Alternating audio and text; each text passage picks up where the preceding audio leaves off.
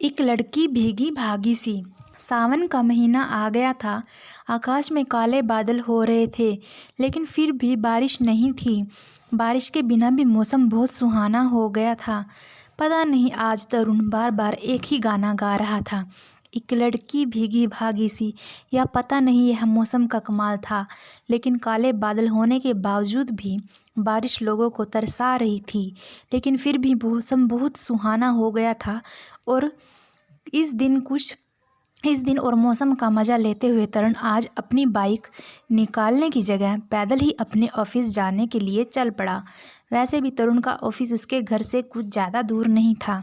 एक लड़की भीगी भागी सी गुनगुनाते हुए तरुण ऑफिस में कदम रखा। वाह भाई, अभी बारिश शुरू भी नहीं हुई और तुम कहाँ देखा है भीगी भागी सी लड़की?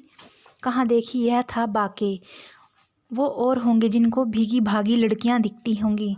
मैं तो जब भी बारिश में निकलता हूँ, मुझे तो बस भीगी गाय और भैंस ही दिखती है, तरुण ने बोला।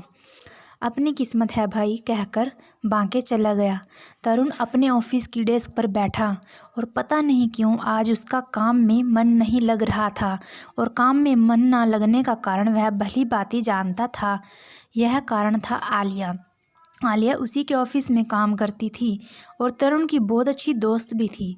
पर तरुण के दिल में आलिया के लिए कुछ अलग ही स्पेशल फीलिंग थी। वह मन ही मन उसे प्यार करने लगा था, लेकिन आज तक ये बात उससे कहने की हिम्मत नहीं कर पाया था। लेकिन आज के सुहाने मौसम ने तरुण के मन में बहुत ही ज़्यादा नए एहसास जगा दिए थे। आज तो बता ही दूंगा, उसने मन ही मन सोचा। उसने चोर नज़रों से आलिया की ओर देखा। कितनी सुंदर लग रही थी वह, कितनी भोली भाली थी, कितनी नाजुक सी और छुई मुई सी लगती थी। बॉस बुला रहे हैं। पियन की आवाज़ सुनकर तरुण अपने सपनों की दुनिया में से ना चाहते हुए भी बाहर निकला। आता हूँ भाई, बोलकर वो बॉस के कैबिन की ओर बढ़ चला। तरुण, कल मैनेजमेंट के साथ मीटिंग है। पिछले 3 सालों से सेल्स का सारा प्रोजेक्शन तुम ही देख रहे हो। यह प्रोजेक्शन मुझे आज ही चाहिए, ताकि मैं आज उसे देखकर सुधार कर सकूं। पर यह तो बहुत बड़ा काम है, एक दिन में कैसे होगा? देखो, करने को आज ही है, चाहे तो आलिया की मदद ले लो। बॉस ने फरमान जारी कर दिया। तरुण को तो जैसे मन मांगी मुराद मिल गई थी। तुरंत वह आलिया की ओर गया और उसे काम समझाया। काम करते करते शाम हो गई। फिर भी अभी काम थोड़ा बाकी था। एक एक करके ऑफिस का सारा स्टाफ घर जाने लगा, लेकिन तरुण और आलिया ना जा पाए। पर इस चक्कर में तरुण अपने दिल की बात भी नहीं कह पाया। अंत में एक ऐसा समय आया जब ऑफिस में उन दोनों के अलावा सिर्फ बॉस था। काम खत्म करते करते रात के 9 बज चुके थे। अरे तरुण, देर काफ़ी हो चुकी है, तुम एक काम करो, आलिया को उसके घर छोड़ाओ, बॉस ने कहा। दोनों ऑफिस कॉम्प्लेक्स से बाहर निकले तो बाहर का नज़ारा देखा। वहाँ मूसलाधार बारिश हो रही थी। सड़क पर सन्नाटा छाया हुआ था। क्या करें, तरुण ने पूछा। देर बहुत हो चुकी है, अभी और रुकना ठीक नहीं है। चलो बारिश में ही चलते हैं, आलिया ने कहा। और दोनों ने बारिश में कदम रख दिया। एक पल में ही बारिश ने दोनों को भिगो दिया। एक लड़की भीगी भागी सी। तरुण फिर गुनगुनाने लगा। ये क्या गाना गा रहे हो तरुण? आलिया ने एतराज़ जताया। अरे, ये गाना तो सवेरे से मेरी ज़ुबान पर आ रहा था, जाने क्यों। वैसे भीगने के बाद तुम भी कमाल लग रही हो। अच्छा, फ्लर्टिंग कर रहे हो? आलिया ने लताड़ा, पर उसकी आवाज़ में गुस्सा नहीं था। बारिश अब थम चुकी थी। लगता था ये दोनों को भिगोने का कुदरत का कोई षड्यंत्र था। अब तो बोल ही दे बेटा, अब नहीं बोला तो कभी नहीं बोल पाएगा, तरुण ने मन ही मन सोचा। मुझे तुमसे कुछ कहना था आलिया, वह बोला।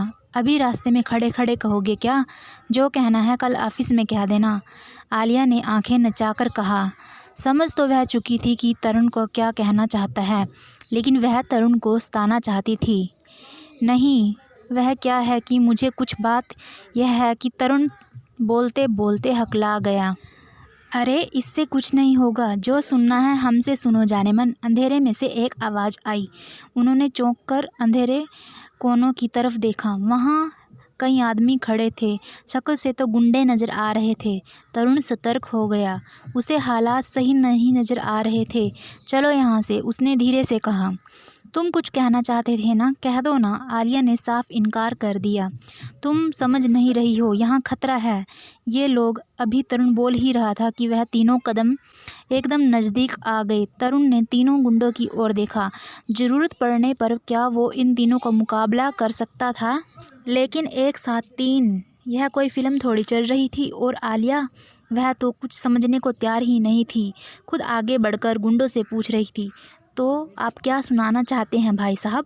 भाई, एक गुंडे ने ठहाका लगाया। भाई बोलती है, अभी तेरी यह गलतफहमी दूर कर देते हैं। दूसरे गुंडे ने आगे बढ़कर आलिया का हाथ पकड़ लिया। तभी जैसे बिजली कौंधी।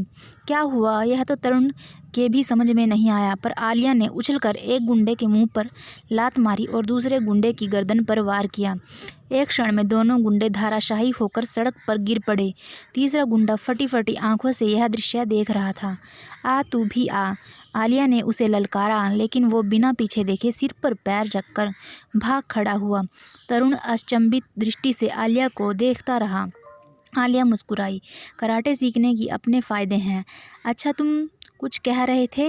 मैं आगे तरुण कुछ नहीं बोल पाया। आलिया ने एक गहरी सांस ली, फिर कहा, ठीक है, लगता है मुझे ही कहना पड़ेगा।